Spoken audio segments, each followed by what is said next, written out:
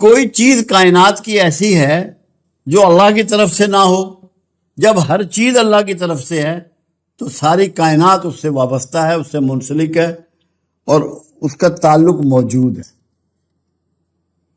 عاجزی وہ چیز ہے، یہ وہ خوبی ہے، یہ وہ کمال ہے جو پروردگار عالم میں نہیں ہے. اللہ مالک کل ہے، خالق کل ہے، رب کل ہے، الہ کل ہے، سب دینے والا ہے، سب چھیننے والا ہے، مگر اللہ ہرگز عاجز نہیں ہے. جو خوبی پروردگار میں نہیں ہے وہ اپنی مخلوق میں دیکھنا چاہتا ہے. مخلوق کو بغاوت کرتے ہوئے نہیں دیکھنا چاہتا، نافرمانی کرتے ہوئے نہیں دیکھنا چاہتا، اکڑتے ہوئے نہیں دیکھنا چاہتا، اپنے سامنے کھڑا ہوتا ہوئے نہیں دیکھنا چاہتا. عاجزی اللہ کی پسندیدہ ترین چیز ہے.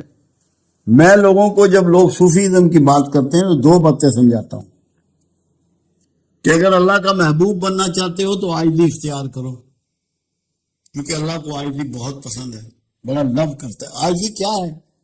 جب آپ میں کبر کی کوئی رمز نہ رہے تو آپ عاجز بندے ہیں، عام بندے ہیں، عجز کرنے والے، ڈرنے والے، یہ سمجھنے والے کہ آپ کا سب کچھ اللہ کے پاس ہے، آپ کے سانس بھی اللہ کے پاس ہے، آپ کے اختیار میں کچھ نہیں.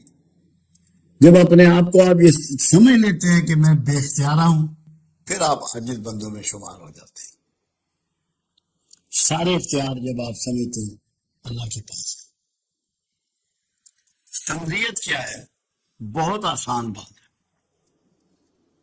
اللہ اپنی مخلوق سے پیار کرتا ہے، ان کو انعامات دیتا ہے، ان کو نعمتیں دیتا ہے، نعمتیں گنواتا ہے، نعمتیں بتاتا ہے، نعمتیں پہنچاتا ہے، نعمتیں تقسیم کرتا ہے،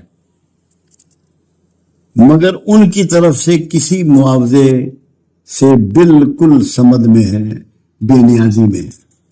سمدیت یہ ہے کہ سب کچھ دینا، کچھ نہ لینا. اللہ کا سورج فصلیں پکا رہا ہے، بارش برسا رہا ہے، آپ کی فصلوں سے پانی اڑا رہا ہے، آپ کو دھوپ دے رہا ہے، آپ کو حرارت دے رہا ہے، آپ اسے کیا دیتے ہیں؟ سورج اللہ کی سمدیت کا ایک مظہر ہے. بارش برستی ہے، سب کے کھیتوں پہ برس رہی ہے، پانی دے رہی ہے، پینے کا، نہانے کا، کھیت سیراب کرنے کا، گھروں کو صاف پاک کرنے کا. آپ بارش کو کیا دیتے ہیں؟ تو بارش سمدیت کا ایک روپ ہے. سمدیت بنیادی طور پہ کیا چیز ہے کہ تمہارے لیے اللہ ہر چیز بہتر سے بہتر چاہتا ہے، مگر تم سے اس کے معاوضہ نہیں چاہتا. اگر جنت کی بات بھی ہے تو وہ بھی تمہارے لیے ہے، بخشش کی بات ہے وہ بھی تمہارے لیے ہے، آخرت میں انعامات کی بات ہے وہ بھی تمہارے لیے ہے. اللہ کے لیے تو کچھ نہیں ہے. جو اللہ آپ کی طرف سے کسی بھی نفع نقصان سے آزاد ہے، یہی سمدیت ہے. آپ اللہ کا نہ بگاڑ سکتے ہیں، نہ سنوار سکتے ہیں، نہ اسے بڑا کر سکتے ہیں، نہ اسے چھوٹا کر سکتے ہیں، نہ اسے امیر کر سکتے ہیں، نہ اسے غریب کر سکتے ہیں. وہ جو ہے، جس طرح کا ہے، جیسا ہے، بھرپور ہے، مکمل ہے، اور آپ کی طرف سے کسی معاوضے سے بے نیاز ہے. تو سمدیت یہ ہے کہ سب کچھ دینا، کچھ نہ لینا. جب یہ کوالٹی کسی مرد خدا میں پیدا ہو جاتی ہے، وہ اللہ کے قریب ترین ہو جاتا ہے. یہ وہ صفت ہے جو مخلوق کے لیے اپنانا تقریباً ناممکن کے قریب ہے. ہمیں تو حاجات ہیں، سونے کی، پیشاب کرنے کی، پخانہ پھرنے کی، کھانا کھانے کی، غصے کی، نفرت کی، محبت کی، چاہت کی. ہماری تو بہت سی حاجات ہیں، ہم تو اولاد کی محبت میں مجبور ہیں. تو جو حاجات میں پھنسا ہوا ہے وہ سمجھ نہیں ہو سکتا.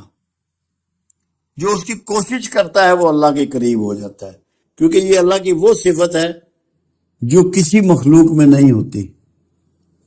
تو جو مخلوق اس صفت کو اپنے اندر پیدا کرنے کی کوشش کرتی ہے کہ دو کو دیتا ہے، لیتا نہیں، کچھ بھی نہیں لیتا، صرف دینے پہ کمر باندھ لی ہے، وہ سمدیت کی پریکٹس کے نزدیک ہو جاتا ہے. اور تیسری بات آپ نے کی ہے توحید.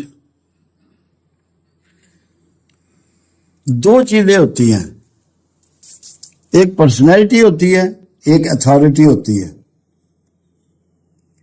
دونوں میں جب اللہ تنہا ہوتا ہے تو تب توحید مکمل ہوتی ہے.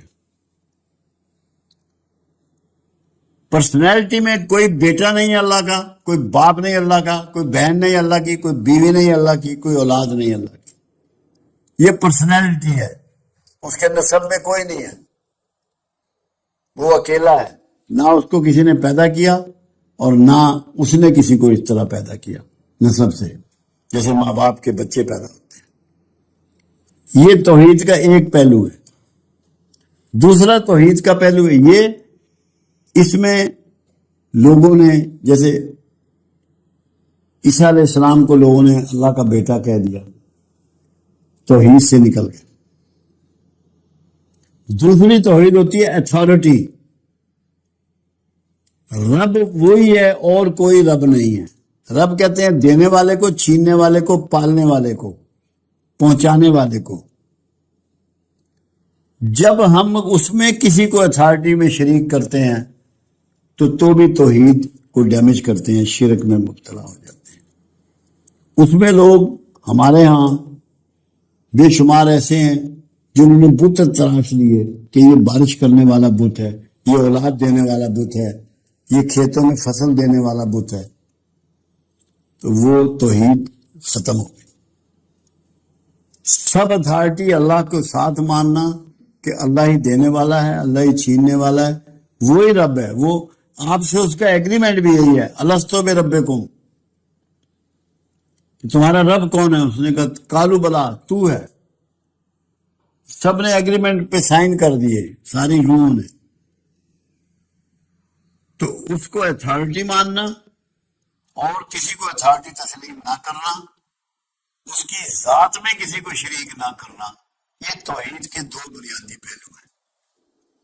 اگر آپ اللہ کے علاوہ دوسروں سے مانگنا شروع کرتے ہیں تو آپ بغیر ارادے کے شرک میں داخل ہوتے ہیں.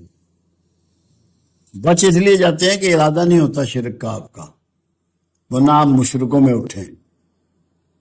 اللہ کے علاوہ کسی سے سوال کرنے کی حاجت، ضرورت نہیں ہے. توحید کا تقاضا ہے یہ. اس کو واحد، اکیلا حکمران، اکیلا مالک جانے. سورہ اخلاص اس کی اعلیٰ ترین مثال ہے. سورہ اخلاص کو پڑھیں. اس کو اخلاص کہا اس لیے گیا کہ خالص توحید کا بیان ہے. اس میں اس کو اخلاص کا لفظ نہیں ہے سورہ میں، مگر کیونکہ خالص توحید کو ڈسکس کرنے والی سورہ ہے اس لیے اس کو اخلاص کے نام سے موسوم کیا گیا. تو یہ توحید کو بھی آپ اچھی طرح سمجھ لیں. اتھارٹی اور پرسنالٹی دونوں میں کسی قسم کا شریک نہ پیدا کیا جائے، نہ بنایا جائے، نہ توقع رکھی جائے. اللہ آپ کا میرا حامی و ناصر.